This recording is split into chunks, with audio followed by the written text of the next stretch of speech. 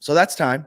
This week's Three Notch Weekly preview. Dukes on a short week head to Huntington, West Virginia to take on the Thundering Herd, who are led by Charles Huff, the head man.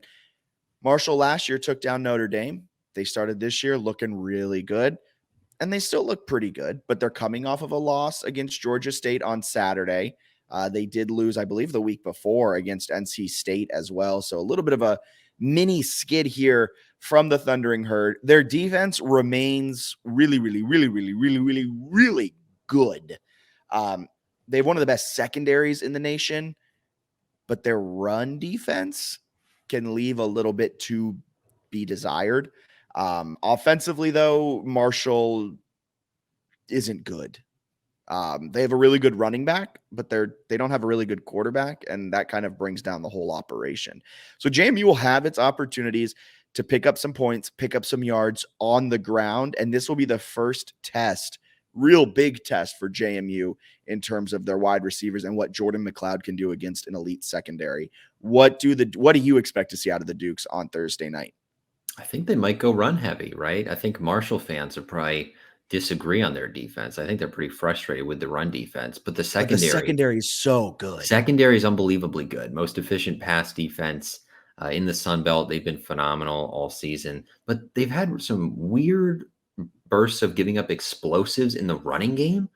ODU, I think, averaged 10 yards a carry on like 30 carries against them with like multiple 50-plus yard touchdowns. I think they've given up 5 or 6 runs of, I think it's 6, of 50-plus yards or more, which is the worst mark in the country, which is really surprising to me. New defensive coordinator this year. I wonder if there's some issues there that have sort of come up, because last year they were elite at pretty much everything defensively.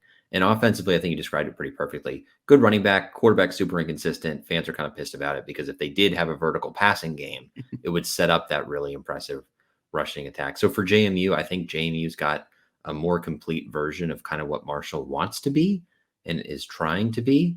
A couple Alabama assistants, right? Leading those former Alabama assistants, leading their teams. I think JMU matches up great in this one. I think they'll attempt to run it. I think that'll set up some nice play action stuff. Georgia State crushed Marshall on wide receiver screens. I could expect a decent amount of that, some running, kind of a basic game plan. And then defensively, I think if they can pressure Cam Fancher, who was not very good in Harrisonburg last year, to be honest with you, he just kind of benefited from Billy Atkins struggling. I think JMU can win this game, maybe by double digits.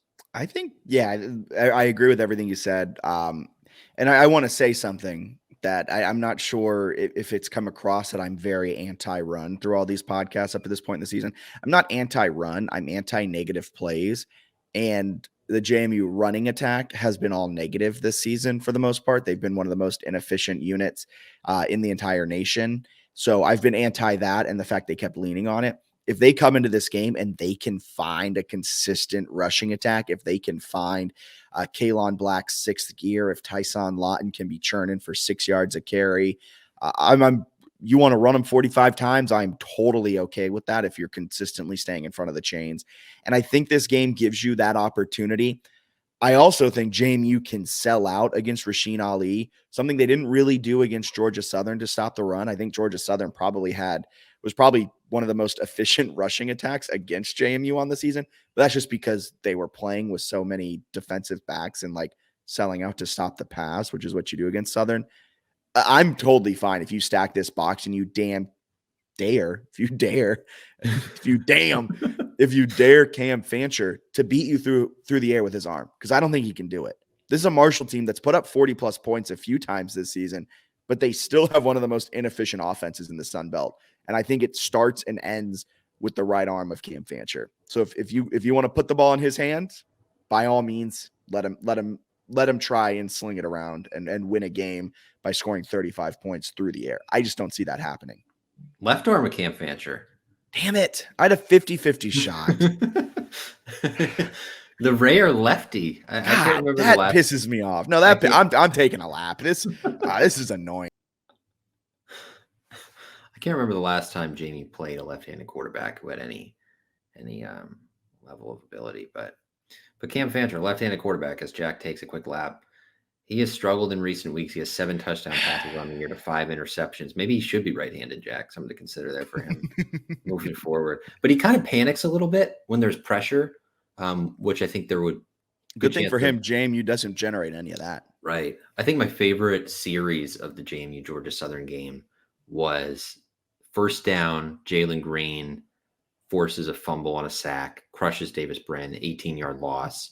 The next play is the James Carpenter tip interception. I knew Just you were an going to say absurd that. defensive line sequence from those guys. Well, there was another tipped pass up at the line of scrimmage. I think it was from Jalen Green, and he almost came down with the interception there too.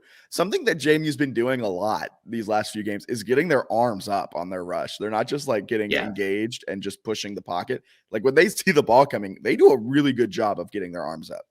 Carpenter had at least 2 in this one. Jalen Walker had one, not at the line, but he probably should have picked one too. I mean, they were it doing went a right great in job. his chest. Yeah. They were doing a great job getting into passing lanes. Very impressed.